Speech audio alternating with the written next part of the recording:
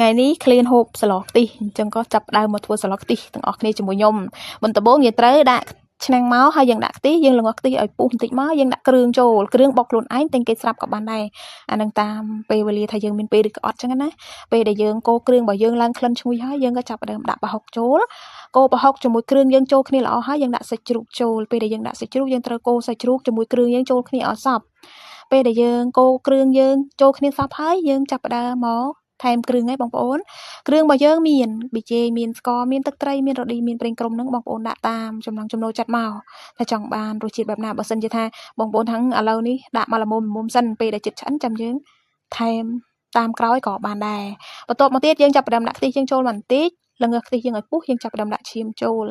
ហើយយើងត្រូវកូរឈាមយើងឲ្យចូលជាតិគ្នាល្អជាមួយនឹងសាច់ជាមួយនឹងគ្រឿងយើងហើយយើងចាប់ផ្ដើមដាក់ទឹកវាចូលមកដាក់ទឹកក៏កុំសូវប្រើទឹកច្រើនពេកព្រោះអីយើងនៅមានខ្ទិះមួយចានទៀតដែលយើងបានពុះទុកចឹងណាអញ្ចឹងពេលដែលយើងដាក់ទឹកហើយយើងទុកទឹកនឹងឲ្យពុះ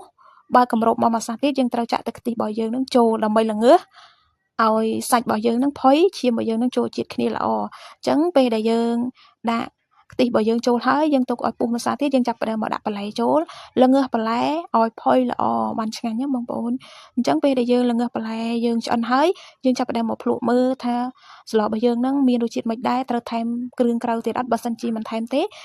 ចុងក្រោយគេគឺដាក់ជីក្រហមមកឆ្អិនបាត់ហើយបងប្អូនម្ហូបមួយមុខនេះធ្វើចំណាយពេលវេលាមិនយូរប្រហែលទេ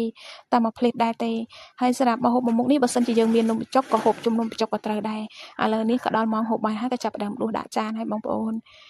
ថ្ងៃនេះចំណាយលុយតិចទេតែបានម្ហូបឡើងឆ្ងាញ់ហូបហើយស្លមួយឆ្នាំងនេះប្រើសាច់តែ 5000 ទេណាបងប្អូនអញ្ចឹងបើសិនជាបងប្អូនមានពេលទៅនេះអាចធ្វើម្ហូបមួយមុខនេះហូបបានជាមួយក្រុមគ្រួសារឆ្ងាញ់